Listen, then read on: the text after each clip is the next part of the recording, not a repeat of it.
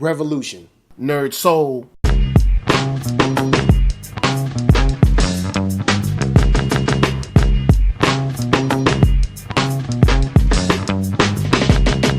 Late Ill Kid at OneYoungsta, holding down me, that StreetGeek and NERDSoul. What is up, my people, today? Yeah, we've got a movie review that I wanted to get into with you guys. This one is a tough one for me to review, but I do believe that there is something to be learned, and this is a very important story to be told. And the film that I'm talking about is Birth of a Nation. The film about Nat Turner, chronicling his life and up to the revolution, where he led an uprising against slave masters in Virginia.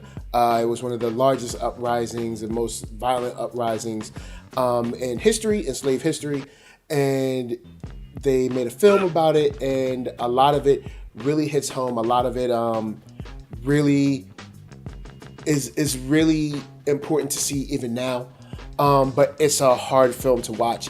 This film is a powerful film. It's directed extremely well. It's acted extremely well, and they show a good diversity in what life was like at the time.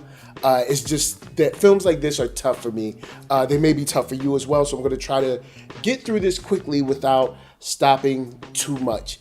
And just touch on the things that I thought were very important. In his youth, one of the most important parts that I found in the film's display of that is that the second that one of the slave masters or slave master's family found out that he could read, they immediately took him into the home and wanted to continue to teach him to read. But they only wanted him to read one book, which was the Bible. And the young lady that took him in was very adamant about that. He went to reach for, she had a library of books, and he went to reach for one of the books. And she was like, no, these books aren't for you. She had one book specifically for him, and that was the Bible. And being a Christian, it kind of hurts, because we can see right there where they lead him down a path to use the word to enslave. And this is any book, any text or something like that. You can either use these words to enslave someone or to free someone. And she taught him to continue to read the book, continue to teach him the only verses that kept people, or would keep people docile, subservient, things of that nature, without teaching context, because there's a lot of context inside of the Bible. It's not taught, but that's a whole another thing. But in the confines of this story, it was basically to teach him to be able to continue to maintain their hold over the minds of other slaves. And that's a very important part of how they broke down his mind to be able to break down others.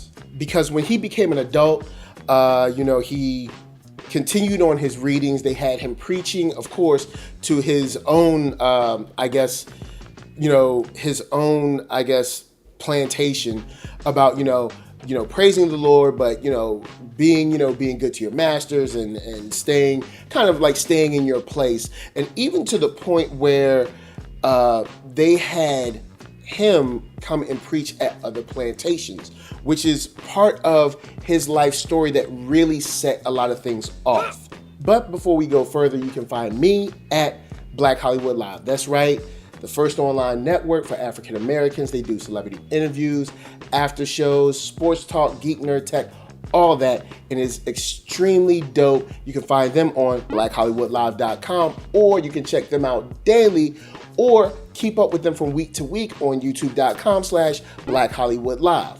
Another powerful moment in this film was when Nat Turner found his wife, which actually was up on an auction block, and he was with his slave owner, or his master, who was going to, buy some slaves just like everyone else. And when she was up on the block, just the way they treated the gentleman before her, and the way they treated her and all of the other men that were looking at her and bidding on her.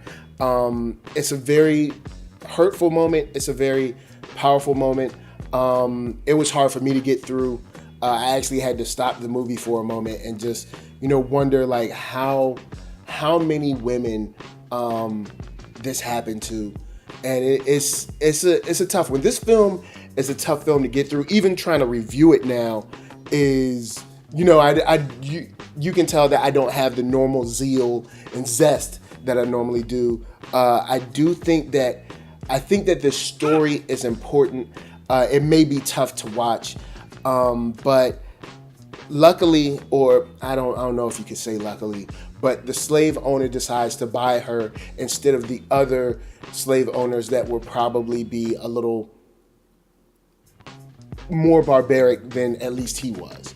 And even when she was brought into the home, it just showed how much, or how scared she was, and how defensive she was because of how she's been treated before. Because, of course, at that time, being a black woman was even more dangerous than, just, you can't imagine. I can't imagine how it would be, and it was tough. And that's another moment that is very important in this story, and it really illustrates the barbarism, how crazy it was at that time, and it really hits home what this world was like. But to speak about the last part that I think that is really, really important about this film is when that starts to go to preach at other plantations in effect to try to get the slaves to, I guess, stay in line for their masters.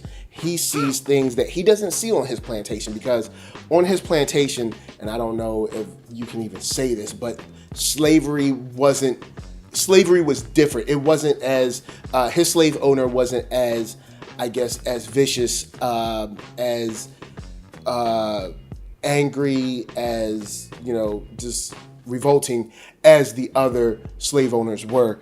And when he saw the conditions that people were living in, the torture that they were living in and facing day to day, that's when I believe he realized that this book or this word, or, and this is in any situation, your words can be used to either break something down or build something up. You can either enslave someone or free someone with the words that you're reading, with the words that you're speaking.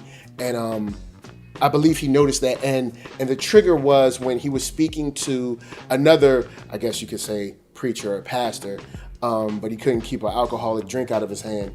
But he was going back and forth with him over scripture, and to the point where he was actually beaten and whipped for speaking up and speaking out against the atrocities that are just going on. That led to him,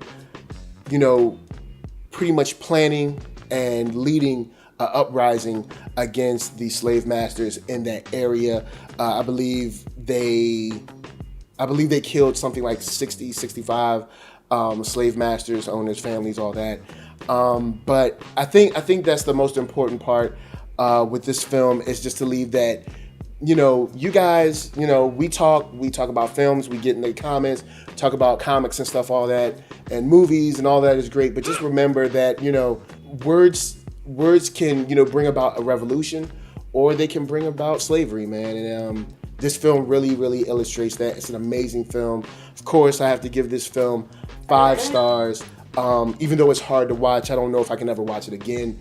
And that's the same with when it comes to films like that, it's tough for me. But, you can free someone. You can free someone today, you can free someone tomorrow, and it means a lot, when you say something that's helpful to someone. So, yeah, I think I'll leave it on that.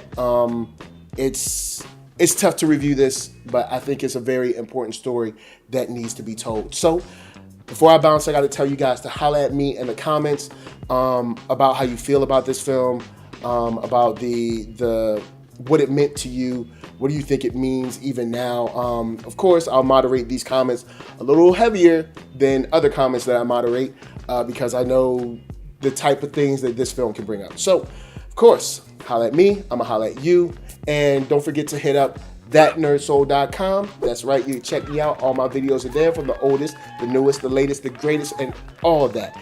Then you can hit up shop.ThatNERDSoul.com and pick yourself up a t-shirt, player, and don't forget to get one for them playettes. Then come back here, like, comment, subscribe, and share that Nerd Soul. There's no better way that I can tell people that you like what you are watching.